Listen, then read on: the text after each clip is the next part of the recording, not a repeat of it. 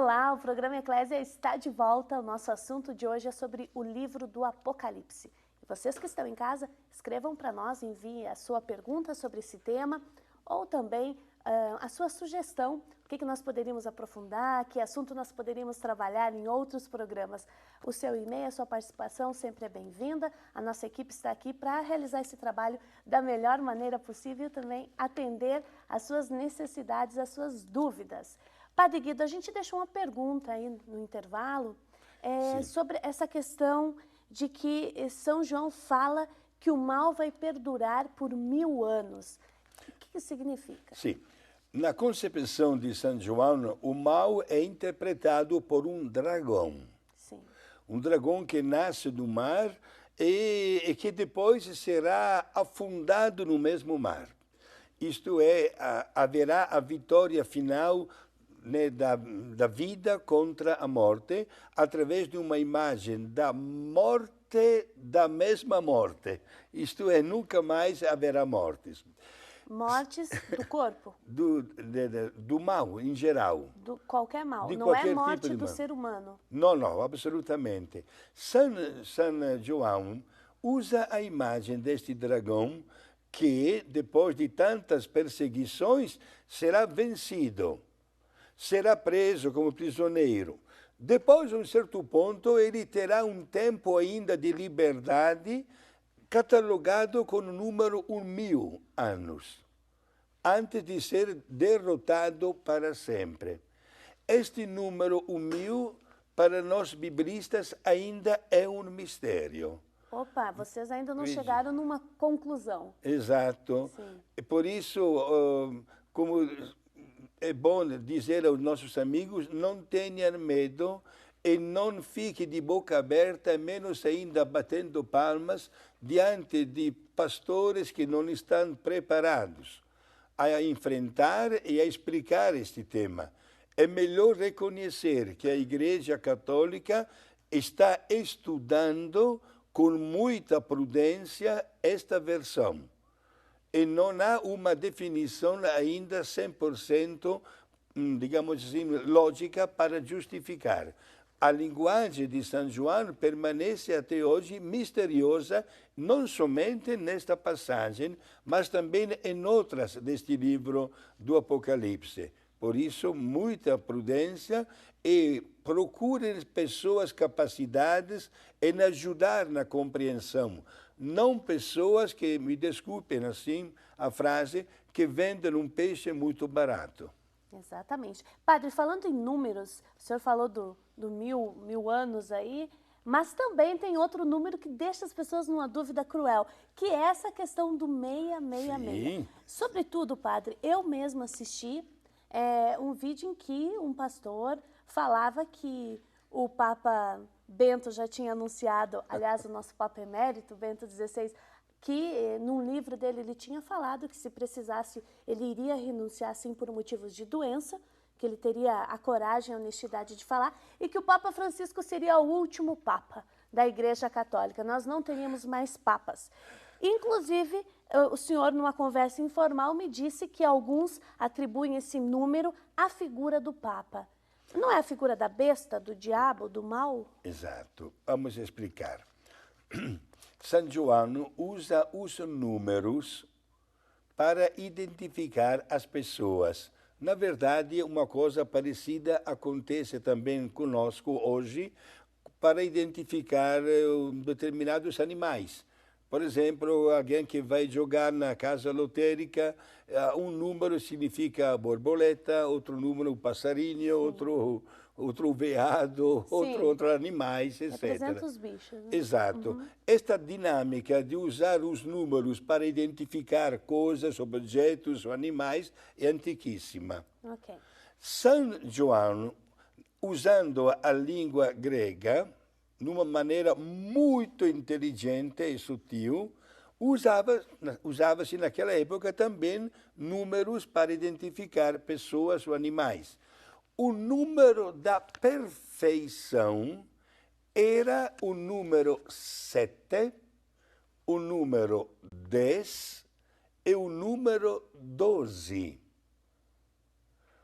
O número 7 significa a perfeição. O número 6 não é a perfeição. O número 6 multiplicado 3 vezes significa a imperfeição total. Ok. Começamos para entender bem esta aqui. Este número, na inteligência do ser humano, se tornou objeto de estudo. E aí algumas pessoas, especialmente os nossos irmãos, crentes, etc., e outros, apresentam uma versão que nós podemos respeitar, mas, sinceramente, não poderemos nunca aprovar. Ok. Qual é a versão? Eles dizem, para vocês católicos, o Papa é vigário do Filho de Deus. E em língua latina, vicarius filii Dei. Uma expressão de antemão que a Igreja nunca usou. Prefere usar a palavra vicarius Christi, isto é, vigário de Cristo na Ou terra. seja, e por ser vigário de Cristo, seria a imagem da perfeição? Exato. Atenção agora. Aí que a malícia sutil, digamos assim, de determinadas pessoas.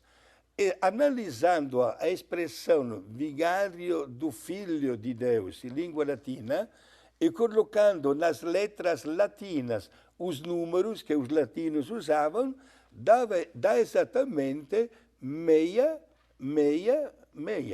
fazendo a soma. Aí a primeira observação. Por que São João não escreveu este livro em língua latina? Porque era a língua oficial. Todo mundo falava latim e logo o livro teria sido descoberto. É como a gente está numa crise no Brasil e escrever alguma coisa contra essa realidade em português. Exato. Por isso, de uma maneira muito sábia e inteligente, preferiu o grego. Mas, padre, afinal, ele criou esse número 6 para falar da imperfeição, mas ele dedicava a quem esse número? Quem era o imperfeito? Exato. Vou chegar aí agora. Bela sua pergunta. Na língua grega, no qual ele escreveu, acontece que as letras do alfabeto grego, as letras têm valores de número diferentes do latim. E se nós analisarmos a frase César Nero, isto é, o imperador Nero, que foi um dos piores imperadores contra os cristãos, os números destas letras de César Nero dão exatamente meia. Então, esse número está atribuído à figura do Nero. Do imperador Nero, exato.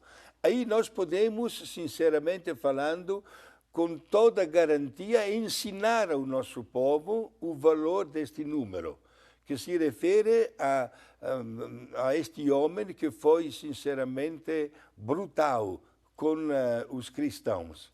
Eu acho, padre, que às vezes as pessoas olham para a história da Igreja Católica, para as pessoas que assumiram cargos e atribuem muitas figuras de linguagem ao mal que pode ter acontecido, aos desencontros, e aí cria-se uma fantasia em torno da Igreja Católica, do Vaticano. Inclusive foram lançados livros atuais falando de simbologismos em torno do Vaticano, dos papas.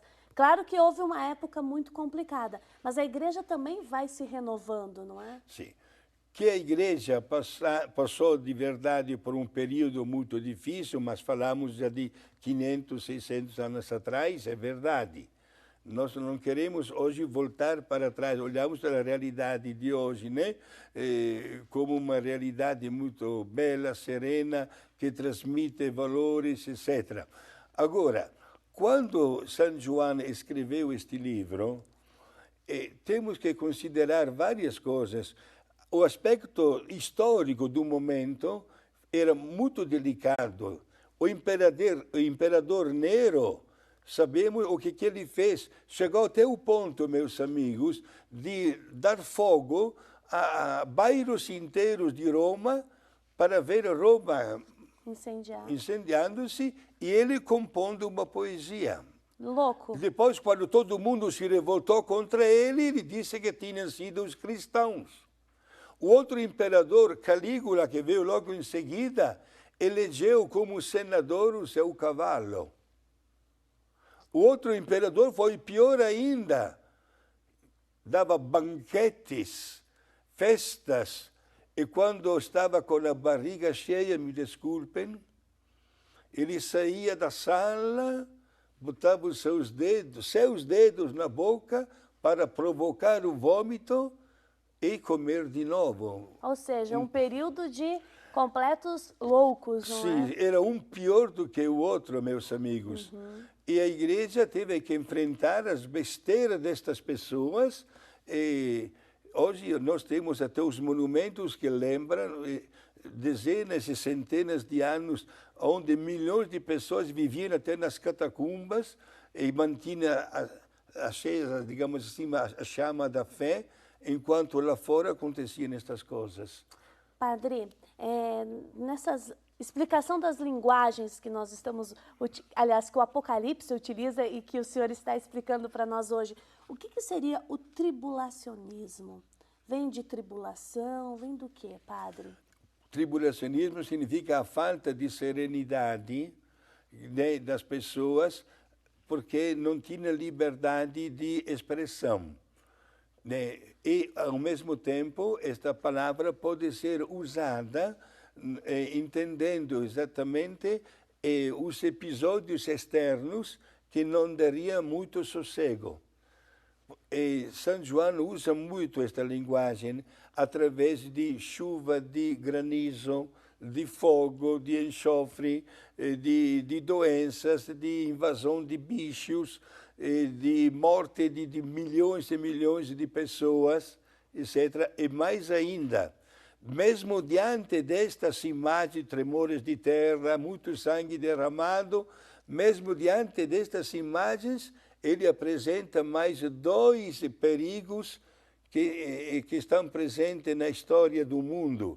Primeiro, dos falsos irmãos, dos falsos pastores e, pior ainda, de pessoas que, mesmo diante dos episódios que transmitem o medo, permanecem indiferentes e, pior, chegam a blasfemar contra Deus. Padre, na Bíblia, em diversas ocasiões, utiliza-se nos evangelhos, em outros livros também, naquele dia. A expressão naquele dia. Sim. Dentro do Apocalipse, o que tem a ver essa expressão naquele dia com o livro de Apocalipse? Sim. Com esse tema, inclusive, que o senhor está falando. Certo. Não devemos considerar nenhum livro da Bíblia, como também está aqui, né, do Apocalipse, como uma história cronológica, feita de datas e de números que batem com a realidade. A expressão naquele dia, ou naqueles dias, ou naquele tempo, significa um episódio marcado, ligado a um tempo, que não é, respectivamente, uma ordem cronológica, tintim por tintim, tudo que acontece. Não esqueçamos, inclusive, que a Bíblia apresenta uma história cronológica de 1.800 anos só. Foi escrita por mais ou menos 52 pessoas, mas o conteúdo da Bíblia supera este tempo de 1.800 anos. A Bíblia contém história de milhões de anos. Padre, dentro dessa perspectiva, foi mesmo São João quem redigiu o Apocalipse ou foi uma comunidade que redigiu? Porque tem muitos livros, inclusive os evangelhos, em que não foi uma figura, a Simone ou o Guido, mas na realidade era um grupo, era uma comunidade. A mesma expressão que a senhora usa para este livro, nós podemos usá-la também para alguns evangelhos, por exemplo, o Evangelho de São Lucas, conforme a mentalidade do povo, dos discípulos de São Lucas. Olha, chegou para nós com o nome de São João. Há pessoas que dizem que foi ele, ou há pessoas que dizem que não foi ele. Tem um certo valor também identificar o autor. Mas o que nós devemos identificar e descobrir e valorizar é o seu conteúdo. Por exemplo, como a senhora faz esta pergunta, a senhora deve saber também que 2 dos 4 evangelistas nunca viram Jesus. É o caso de Marcos e é o caso também de Lucas, que vieram depois. Mateus e João, sim, foram testemunhas oculares. Marcos e Lucas escreveram o Evangelho conforme outros falavam de Jesus. Eles gostaram e procuraram escrever corretamente. Muito bem, Padre Guido, obrigada pela sua orientação até esse momento, mas nós continuamos o nosso programa. E a seguir, juízo final, você acredita nisso? Que provocações ele causa aí na sua cabeça, na sua mentalidade e também na sua formação? Nós voltamos daqui a pouquinho.